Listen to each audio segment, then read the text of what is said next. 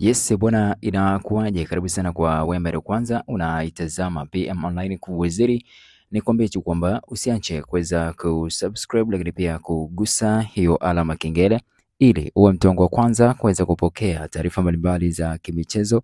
lakini pia burudani kipindi tu ambapo zinatokea. Kubwa zaidi ambalo nipo nalo leo ni kukudhibitishia baadhi ya sajili ambazo zimekwisha kukamilika, lakini kubwa zaidi ni kutazama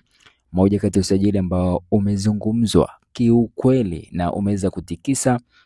katika engo mbalimbali katika sajili ambazo zinaenda kufanyika. Tunajua vilabu vikubwa vya Simba na Yanga tayari kuna baadhi ya sajili ambazo wanazimeendea, na usajili mkubwa ambao umezunguka ni usajili ambao unatakwa na vilabu hivi vikubwa, nikiwa namaanisha Simba na Yanga. Moja kati ya sajili ambayo inazungumzwa zaidi ni usajili wa Faisal Salum, Faitoto, Faila Sufi, moja kati ya wachezaji bora kabisa kuwahi kutokea katika karne hii, lakini pia ni moja kati ya mchezaji mzawa ambaye amekuwa na matokeo mazuri kwelikweli akiwa uwanjani, lakini pia sio uwanjani tu bali hata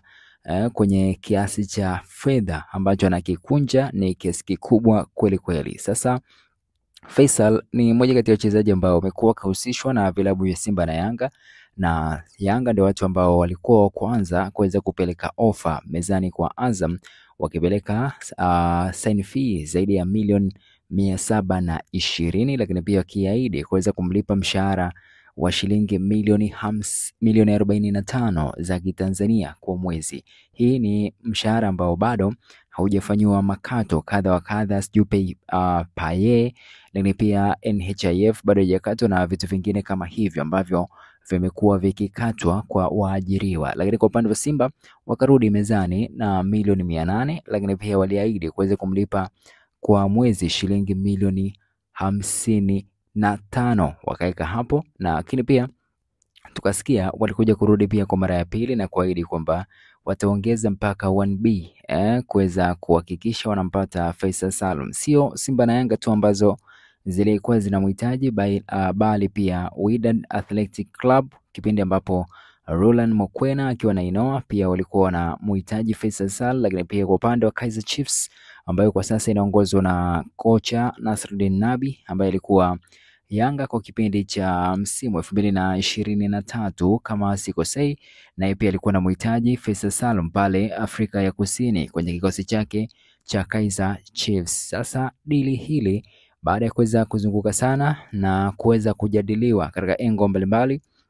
kila mtu akiwa anazungumza kwa aina yake, huku mkataba wa Faisal Salum kisalia na mwaka mmoja kwa kuwa alisaini miaka mitatu kuweza kuitumikia Azam, na huu ni msimu wake wa pili. Msimu wa kwanza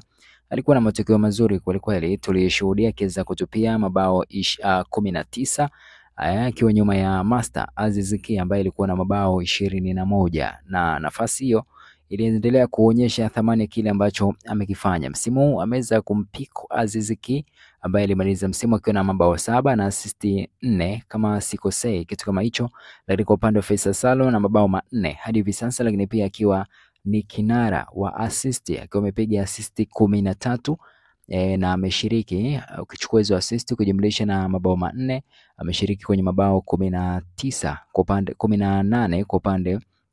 wa wanalambalamba Azam FC. Sasa kikubwa ambacho kinaenda kutokea kwa sasa ni kwamba tayari amekwisha kukubali kurejea katika klabu ya Dar es Salaam African, na hii ni habari ambayo tayari imedhibitishwa na vyanzo vyangu vya kuaminika. Hivyo na waambie tu kwamba